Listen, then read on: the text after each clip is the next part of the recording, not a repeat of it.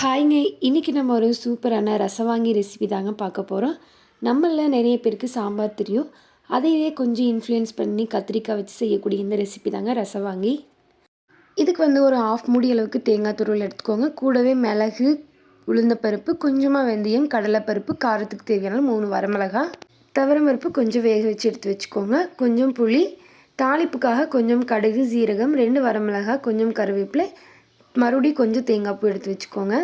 இதில் main ingredients வந்து நமக்கு கத்திரிக்காய், கூடவே ஒரு தக்காளியும் இந்த மாதிரி கட் பண்ணி எடுத்து வச்சுக்கோங்க. ஒரு 4 கத்திரிக்காய் அந்த மாதிரி கட் பண்ணிக்கோங்க. இப்போ 2 டேபிள் ஸ்பூன் எண்ணெய் சேர்த்துட்டு நம்ம எடுத்து வச்சுருக்க உளுந்தப்பருப்பு, கடலைப்பருப்பு, மிளகு, வரமிளகாய் எல்லாம் சேர்த்துட்டு நல்லா ட்ரை ரோஸ்ட் பண்ணிக்கோங்க. நல்லா வறுத்ததுக்கப்புறம் தேங்காய் துருவல் சேர்த்துட்டு இதையும் வந்து நல்லா கோல்டன் ப்ரௌன் ஆகிற வரைக்கும் நல்லா மீடியம் ஃப்ளேம்லேயே வச்சுட்டு நல்லா வதக்கிக்கோங்க.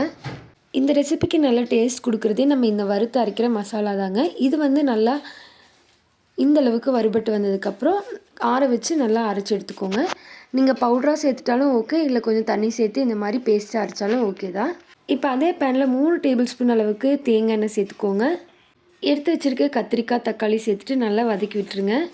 ஒரு 2 நிமிஷம் போல் நல்லா வதக்கி விட்டுட்டு நம்ம கரைச்சி வச்சுருக்க புளி தண்ணி சேர்த்துக்கோங்க. கூடவே கொஞ்சம் நார்மல் வாட்டரும் சேர்த்துட்டு ஒரு கொதி வந்ததுக்கப்புறம் நம்ம எடுத்து வச்சுருக்க மசாலா சேர்த்துருங்க. இதில் வந்து எந்த ஒரு மசாலாவும் சேர்த்துறாதீங்க. மஞ்சள் தூள், குழம்பு மிளகாத்தூள் காரத்துக்காக கொஞ்சம் மட்டும் சேர்த்துக்கோங்க. கத்திரிக்காய் வந்து நல்லா பாதி அளவுக்கு வெந்துருச்சு. இன்னும் கொஞ்சம் வெந்ததுன்னா போதுங்க.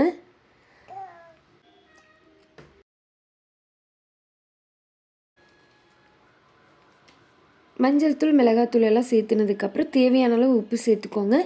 கூடவே கொஞ்சம் பெருங்காயத்தூள் சேர்த்துட்டு நம்ம வேக வச்சுருக்க பருப்பு சேர்த்துக்கோங்க.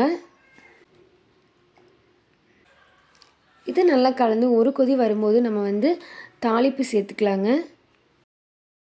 இப்போ சைட்லேயே வந்து ஒரு பேனில் 3 டேபிள் ஸ்பூன் அளவுக்கு தேங்காய் எண்ணெய் எடுத்துக்கோங்க.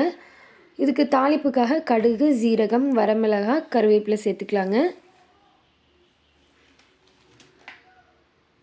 இந்த ரெசிப்பியில் நம்ம தாளிக்கும் போது தேங்காய் துருவல் சேர்த்து தாளிப்புங்க. அதுதான் நமக்கு வந்து நல்லா டேஸ்ட் எடுத்து கொடுக்கும்.